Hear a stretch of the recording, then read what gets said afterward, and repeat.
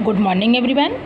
क्षितिज भाग 2 कक्षा 10 पाठ्यक्रम के लिए हिंदी की पाठ्यपुस्तक क्षितिज से आज हम लोग जो है ऋतुराज कवि ऋतुराज जी द्वारा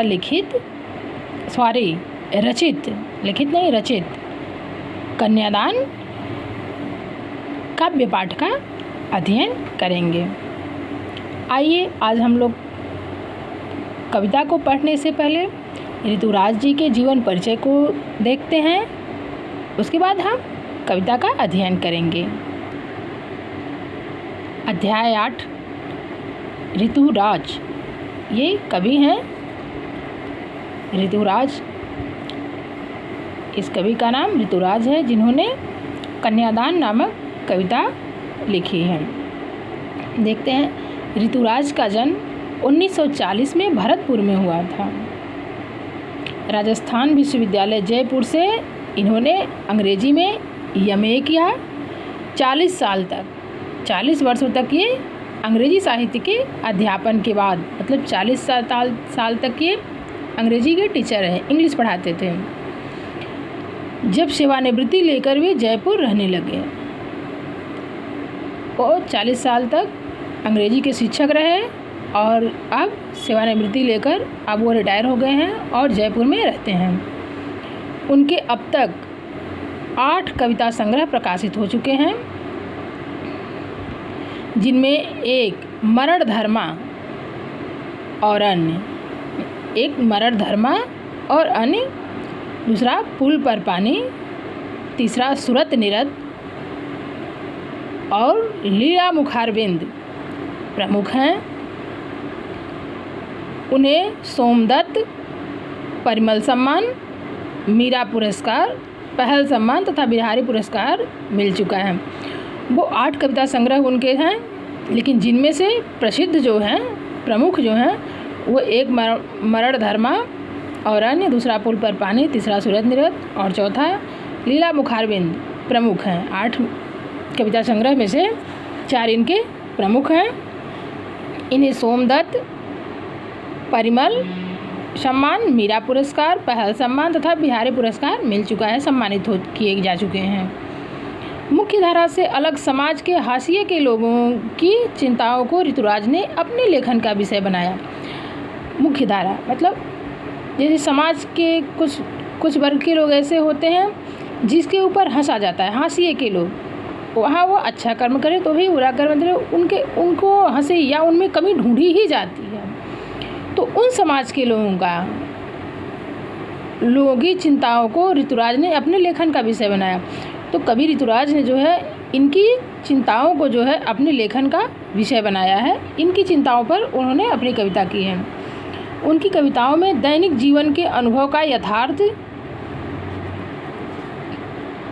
यथार्थ और वे अपने आसपास यथार्थ है, मतलब उनकी कविताओं में दैनिक जीवन, जो रोज़ के जीवन में अनुभव करने वाले घटनाओं की सच्चाई है, दैनिक जीवन की सच्चाई छुपी हुई है इनकी कविता में। और ये अपने आसपास, इनके आसपास में रोज़मर्रा, मतलब जो आसपास में इनके रोज़ घटित होता है, घटित होने वाले सामाजिक शोषण और विडंबनाओं पर निगाह डाले हैं। मतलब इनकी कविता सामाजिक है, ये समाज में जितने भी शोषण हो रहे हैं, जितने भी विडंबनाएँ हैं, उनके ऊपर निगाह डाली गई है इनकी कविता में। यही कारण है कि उनकी भाषा और परिवेश, उनकी भाषा जो है और उनका परिवेश जो है जहाँ वो रहते हैं और लोक जीवन से जुड़ी हुई है। लोक जीवन से इनकी कविताएं जुड़ी हुई हैं, क्योंकि ये रोज़ घटित होने वाली सामाजिक घटनाओं का यथार्थ अपने कविता में या अपने लेख में रखते हैं। आइए इनकी कविता का अध्ययन करते हैं। ऋतुराज जी की कविता है कन्यादान। कन्यादान मतलब दान, मतलब पुत्री का दान। कन्यादान मतलब पुत्री का दान। यहाँ तत्पुरुष समास होगा। कन्यादान में तत्पुरुष समास है, क्योंकि यहाँ का षष्ठी विभक्ति कारक चिन्ह छुपा हुआ है।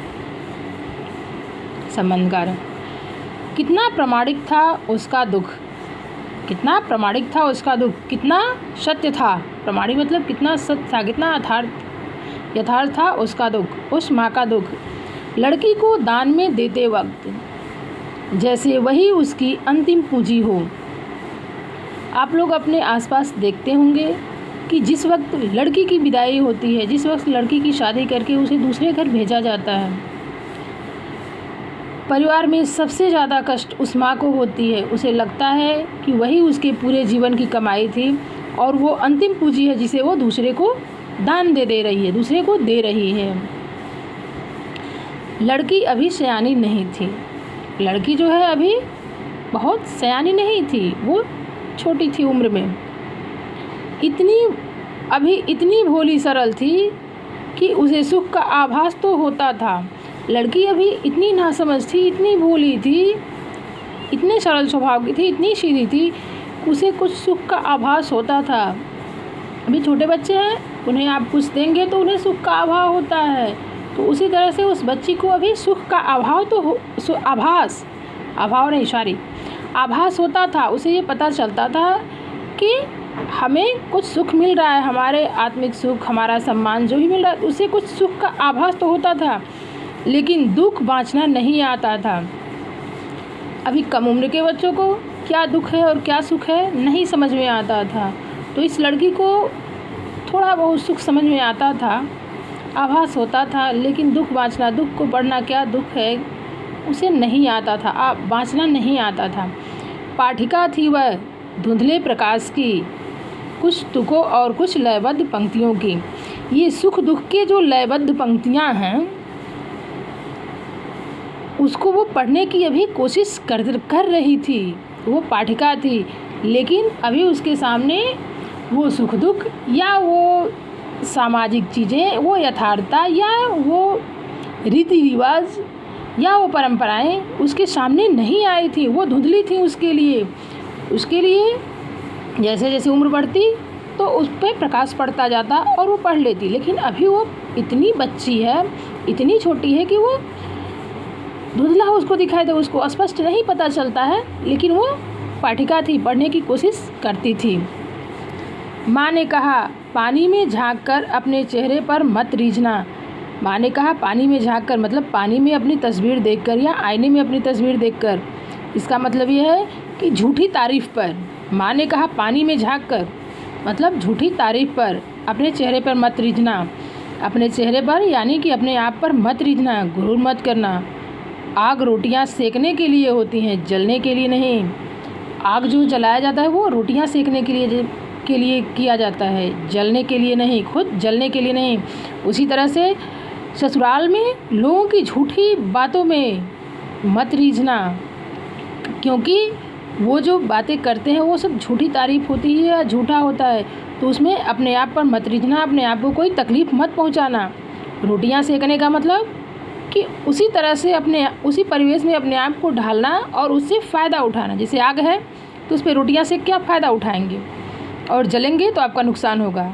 तो माँ ने कहा कि ससुराल के लोगों की बातें मतलब झूठी प्रशंसा होती है, तो पानी में झाँककर उस पर अपने चेहरे पे मत रीझना। ये व्यंग है, मत रीझना। और आग जो है वो रोटियां सेकने के लिए थी, जलने के लिए नहीं।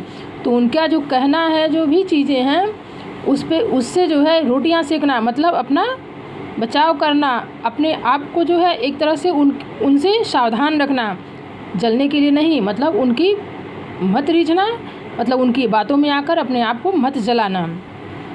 वस्त्र और आभूषण शाब्दिक भ्रमों की तरह बंधन है स्त्री जीवन के।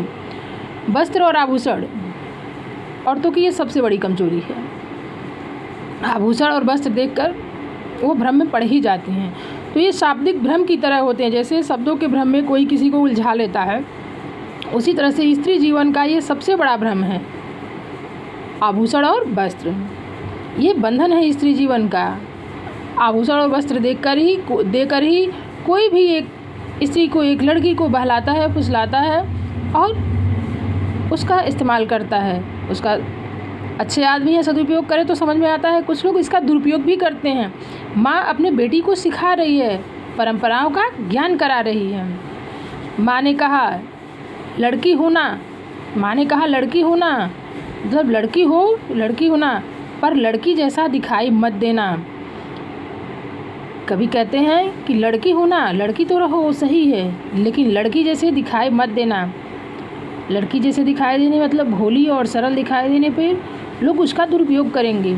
आप हिम्मत दिखाना और ये पता चले कि ये लड़की होते हुए भी जो है सरल नहीं है, कमज़ोर नहीं है, अबला नहीं है। ये लेखक ने एक कन्यादान कविता के माध्यम से लड़कियों को सीख दी है। कन्यादान कविता में माँ जो है बेटी को स्त्री की परंपरागत आदर्श है उससे थोड़ा सा हट करके सिखा रही है इस कविता में। कवि का मानना है कि समाज व्यवस्था द्वारा स्त्रियों के लिए जो आचरण संबंधी प्रतिमान या आचरण के जो नियम बना दिए हैं, वही जो है आदर्श के मूल बंधन होते हैं। उसकी कोमलता में जो गौरव है, उसी में उसकी कमजोरी का उपहास किया जाता है, उपहास छिपा रहता है। लड़की जैसा दिखाई देने में इसका आदर्शीकरण का प्रतिकार होता है। लड़की जैसा दिखाई देने में उसके आदर्शीकरण के लड़की के आदर्श का प्रतिकार होता है। बेटी माँ के सबसे निकट और उसके सुख दुख की साथी होती है। हर बेटी जो है अपने माँ के सुख दुख में सबसे निकट होती है। माँ जो बातें अपनी बेटी को उससे कह लेती है, अपनी भी या बेटी की सुन लेती है, वो कोई नहीं सुनता है और ना माँ किसी से कहने जाती है। इसी कारण बेटी को माँ अपनी अंतिम पूंजी समझती है और लेखक ने भी यही कहा है कि माँ की अंतिम पूंजी बेटी ही होती है। कविता में कोरी भावुकता नहीं, बल्कि माँ के संचित अनुभव की पीड़ा को प्रमाण के साथ अभिव्यक्त किया गया है। इस छोटी सी कविता में स्त्री जीवन के प्रति कवि के गहरी संवेदनशीलता अभिव्यक्त हुई है। आप देख सकते हैं चित्र में। अब आप आशा करते हैं कि ये पूरी कविता का अर्थ आपको समझ में आ गया है। आप इस कविता का अर्थ जो है संदर्भ सहित इसका व्याख्या लिखेंगे और इस चित्र को ज़रूर बनाएंगे अपनी कॉपी में। हो सके तो अगर बना सकते हैं तो इसको एक चार्ट पेपर पे बनाइएगा, जो एक आदर्श होगा, जो एक सीख होगा। हम इसका प्रश्न अभ्यास अपनी अगली वीडियो में करेंगे। धन्यवाद।